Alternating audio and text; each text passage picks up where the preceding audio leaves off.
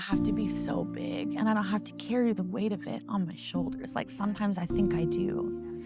But simultaneously, I'm just a kid before him. And I am his little one, right? But I'm not insignificant. When worship is true surrender, the way that it is, it means nothing is off limits for us, you know? Like it really, sometimes I think I'm just singing a song and I realize I'm actually opening a door for the whole rest of my life, for God to come in and walk around and have permission to rearrange any furniture he wants to and to change the landscape wherever he'd like. And I don't know if I'm the only one, but I've found in worship, sometimes it feels like I'll have things rise to the surface where I'm like, surely this should not be coming up now. This is a holy place. This is maybe somewhere else. And actually, I find it's the Lord bringing things up to address it. It's the ripening of, okay, now it's time. We're going to skim this off. Now this is a moment of change, a perspective shift that I'm offering you. And I think for so long, I felt so much shame about what could come up in worship that I would be like, oh, push that to the side. We'll address that later. Or I would feel guilty about it. Right. And what does shame do? Shame has one purpose. It's the same purpose that happened way back with the covering of fur, which is to hide ourselves and to pull away.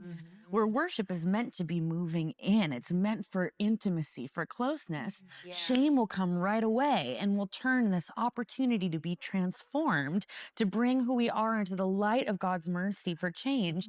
And it'll make us want to hightail out of there. Yeah. Or stay here, but my heart is far away trying to cover, right? And so often I find myself in these moments where I'm like, surely we're not doing this right now.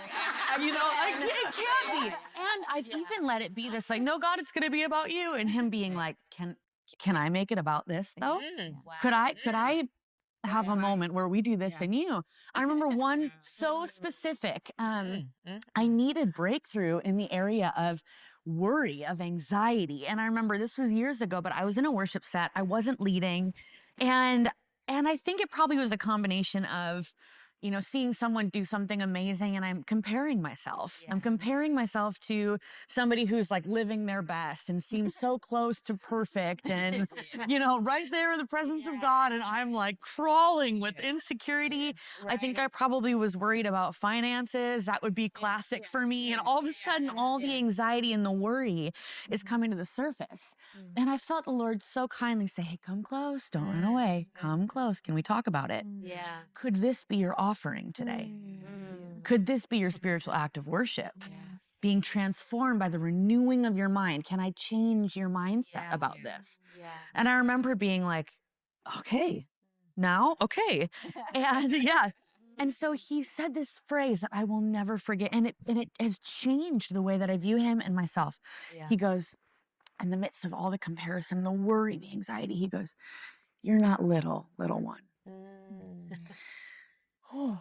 And it was this simultaneous moment of recognizing you have everything. He's got the whole world in his hands. And I don't have to be so big. And I don't have to carry the weight of it on my shoulders. Like sometimes I think I do. But simultaneously, I'm just a kid before him. And I am his little one, right? But I'm not insignificant. I'm not small. My voice doesn't get diminished in the light of everything else. And in that moment, I had this transformation where my perspective could join his. I could repent and see things the way that he does, which is, I'm not insignificant. I'm not small. I'm not just going to mess this up. I'm loved. I'm delighted in. And in this moment of worship, all of a sudden he's cutting to the core of me and telling me who I am before him, addressing comparison, addressing anxiety, because we chose not to let shame pull away, but actually bring it into the light of his mercy.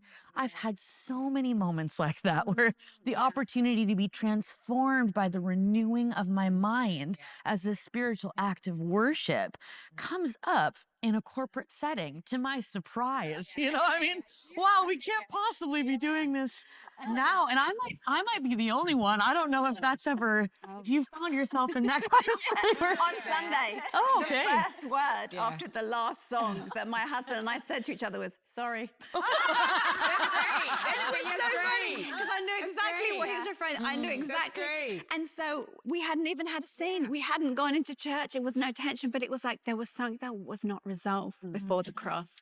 And in worship, the conviction was there and we needed to settle the matter. And so it's exactly what you're saying. You don't put that aside and deal with it later. You deal with it after worship, in worship, through worship. It's all part of it, that being clean. I hope you enjoyed this video. Subscribe today and you'll never miss a new upload. And don't forget to check out our Better Together shop. Thanks for being a part of our community.